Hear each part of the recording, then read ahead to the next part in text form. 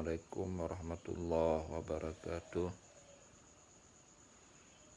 Alhamdulillah rabbil alamin wa bihi nasta'in ala umuri dunya waddin.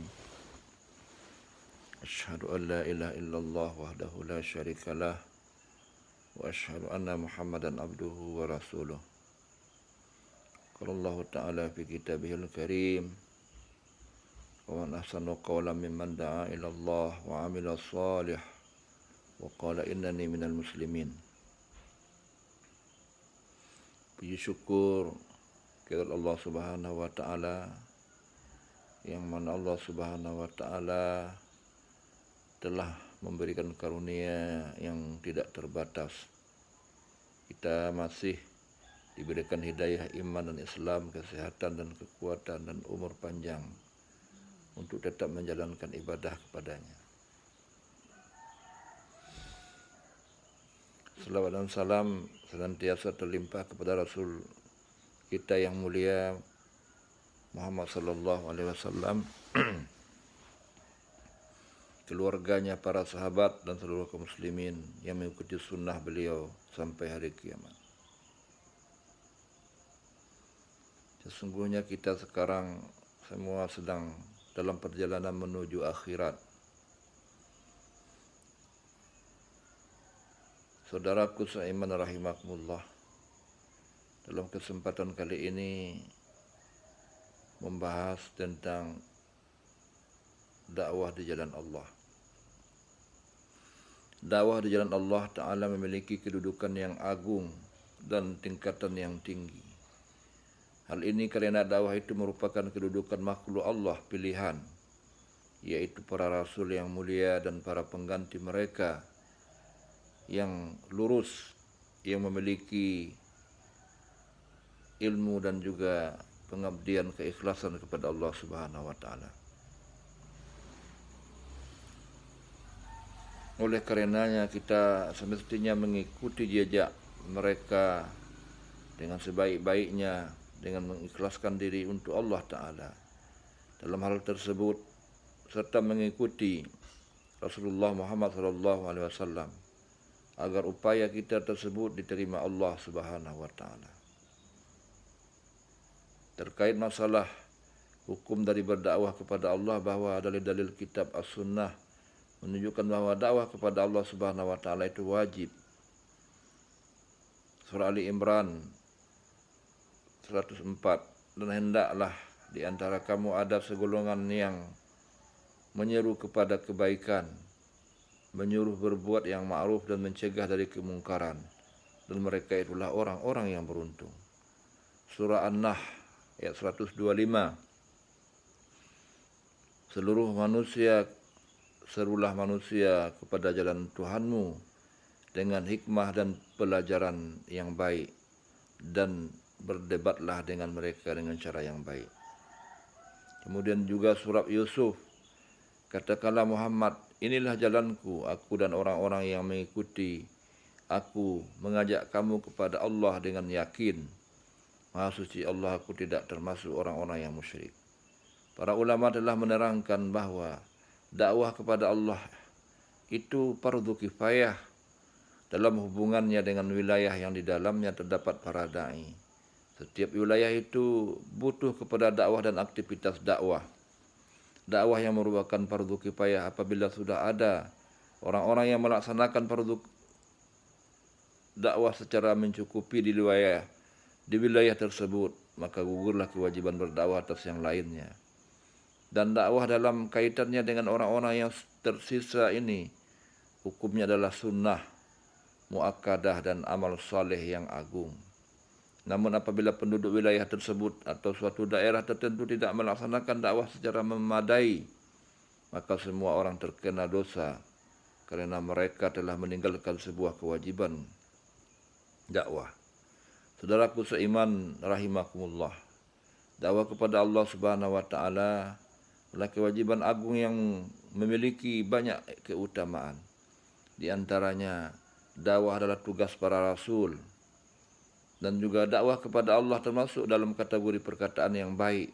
Hal ini sebagaimana firman Allah dalam Al-Quranul Karim, dan siapalah Siapakah yang lebih baik perkataannya daripada orang-orang yang menyuruh kepada Allah dan mengerjakan kebaikan, kebajikan dan berkata, sungguh aku termasuk orang-orang yang muslim yang berserah diri.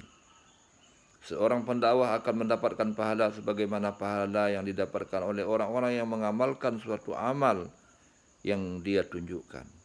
Hal ini sebagaimana ditegaskan oleh Rasulullah SAW dalam sabdanya, siapa saja yang menunjukkan kepada suatu kebaikan, maka dia mendapatkan pahala seperti pahala orang yang melakukannya.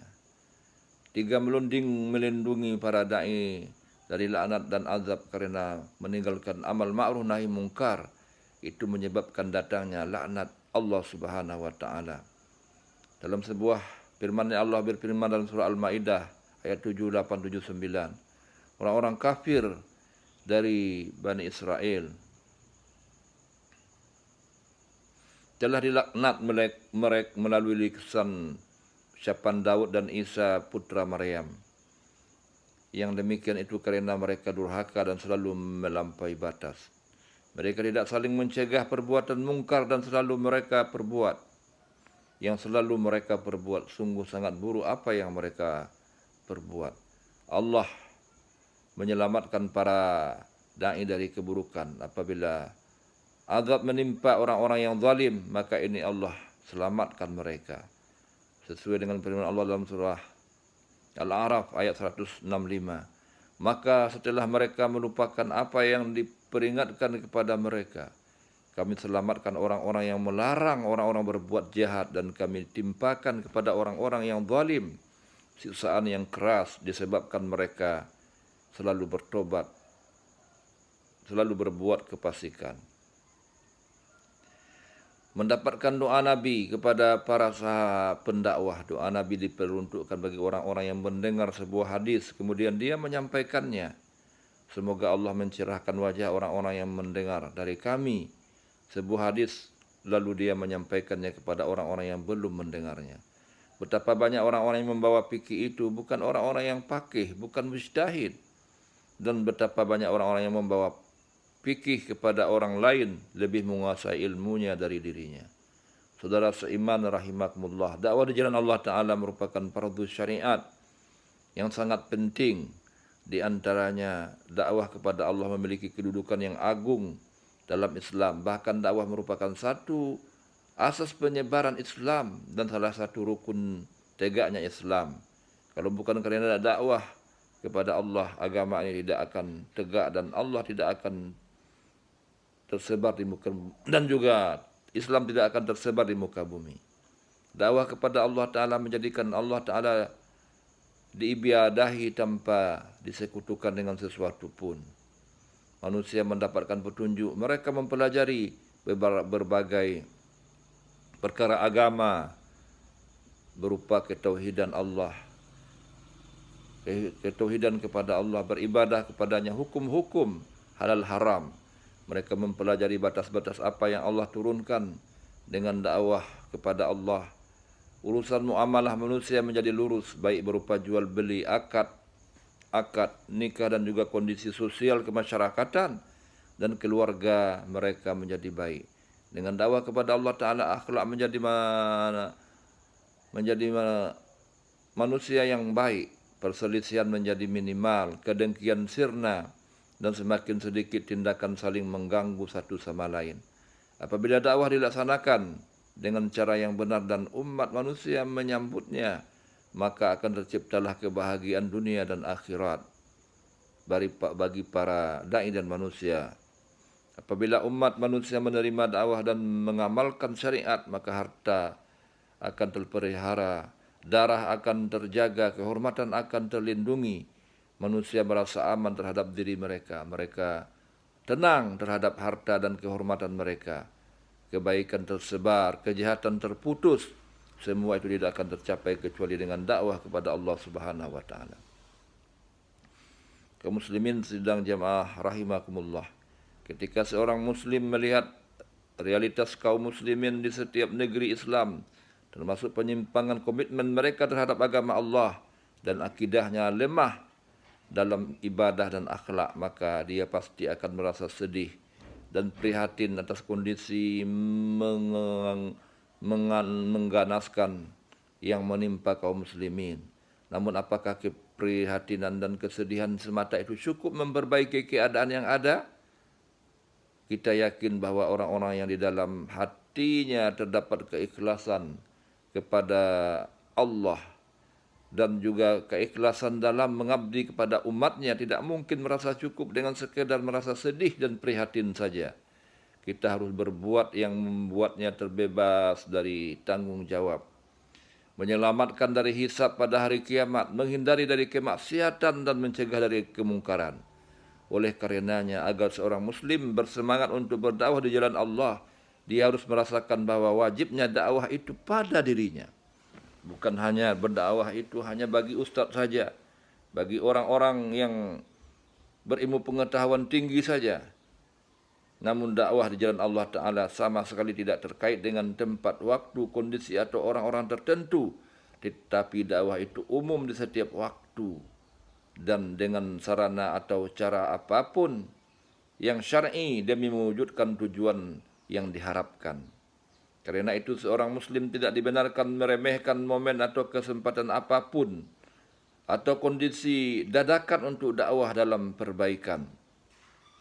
Siapa tahu barangkali ada orang-orang yang tertentu tidak ia prediksi namun mendapat petunjuk gara-gara kondisi dadakan tersebut.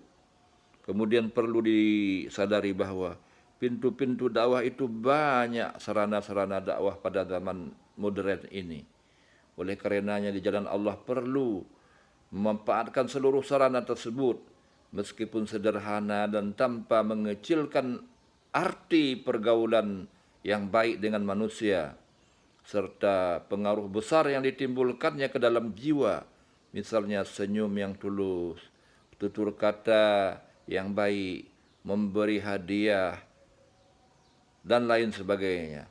Masyarul muslimin rahimakumullah, demikianlah dakwah itu akan hidup dan akan menghidupkan kehidupan manusia, akan merubah kejahatan menjadi kebaikan, kemungkaran menjadi kebaikan-kebaikan di permukaan bumi ini. Itu adalah dengan gerakan dakwah yang dilaksanakan oleh orang-orang yang ikhlas di jalan Allah Subhanahu wa taala. Aqulu qauli hadza wa astaghfirullah li wa lakum wa li sairil muslimin wal muslimat innahu wal ghafurur rahim. Assalamualaikum warahmatullahi wabarakatuh.